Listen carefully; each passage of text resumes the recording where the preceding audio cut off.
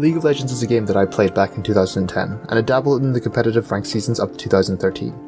From there, I was on and off of the game, only coming back to play the much appreciated all random all mid mode as a casual way to keep up with the game. I love a bit of randomness in my games. It's the reason why I love modern roguelikes, because they tend to be suited for short play sessions while mixing up the experience. Now, in 2018, the age of the auto chess clones has arrived, and with it, Riot Games' teamfight tactics. Auto chess has this calculated risk in games that I enjoy, where at first glance it can appear that the outcome of a game is dictated purely by chance. There are, however, little decisions you can make, both on and off the board. Pre-combat, you can look to see other players' boards to help position your units, but also to see your odds of finding units you want or denying units your opponents want.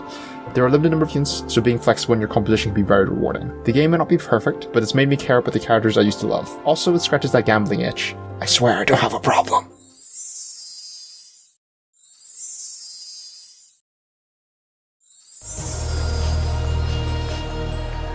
You know what other games feature luck? Card games. I'm a fan of card games, but would never play any for too long due to the upkeep required to get new cards with every expansion. Minion Masters revolve around 10 card decks, which not only makes all decks more consistent, but means you don't need a large library with new expansions. Then there's the gameplay. An issue with a lot of card games is that there is very little interaction on your opponent's turn, but in Minion Masters you're playing simultaneously, and so not only is the card you play an important decision, but also the timing and positioning on the board. The units you play have their own models on board, giving life to the cards in your hand, which also features some great humor, such as the Troubadour, who plays his bagpipes so loud, taunting all units to attack him just to shut him up. Minion Masters is a hidden gem in the now saturated card game genre, but for me it holds its own niche that make it the one I'm still playing to this day.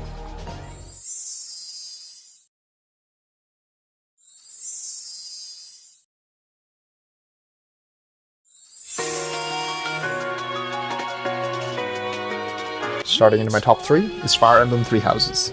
Out of all the games on this list, Fire Emblem was the one I was looking forward to the most, thanks partially to the voice actor of Claude, Joe Zija. He brought so much energy, both inside and outside the game. He, along with the rest of the cast, did such an amazing job of selling the world. I loved all the characters in the Golden Deer house, and even characters who I originally hated, I'm looking at you Lawrence, really made me appreciate them as time went on. The system of you being the professor to the class is an interesting take, and justifies the new proficiency training system, which in turn makes your characters feel alive as they ask you for advice, both professionally and personally. Then there's the combat, which feels oh so familiar. Not much has changed here, but it's some solid turn-based strategy action. There is, however, one thing I want to highlight. One change they made which really sold the game to me. The inclusion of battalions. I'm not referring to the special abilities or stats they grant, just their sheer presence makes the battles feel so much more grand. Previous entries in the series saw your ragtag group of misfits individually save the world, but in Three Houses, seeing an actual army clash with another makes the stakes feel so much more real. The game is simply satisfying. Fire Emblem Awakening was the game that saved the franchise, but I would say Three Houses is the new recommendation I would make to any newcomer to the series.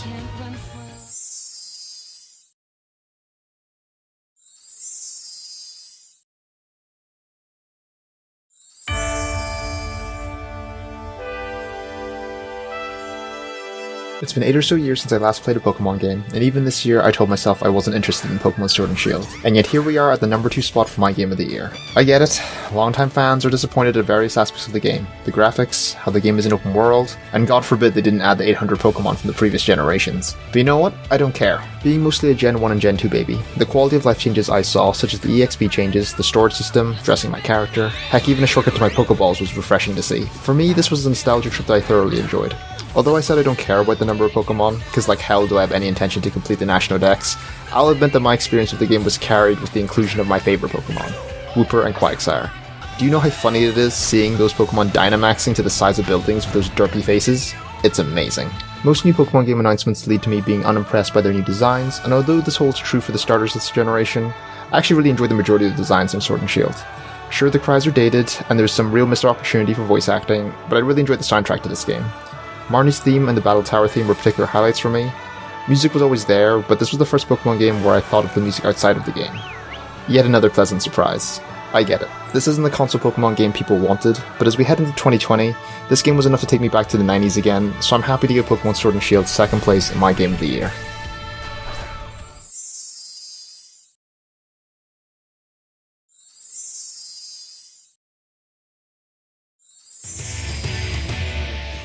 Completing our trio of Nintendo Switch titles topping the list, we have Astral Chain. Definitely the most active of the games on this list, as it was the nominee for the best action game in this year's Game Awards. And for good reason. It features the same precise platinum game action you come to expect from the company, but with the addition of your allegiance, it doesn't change the formula, but rather adds to it.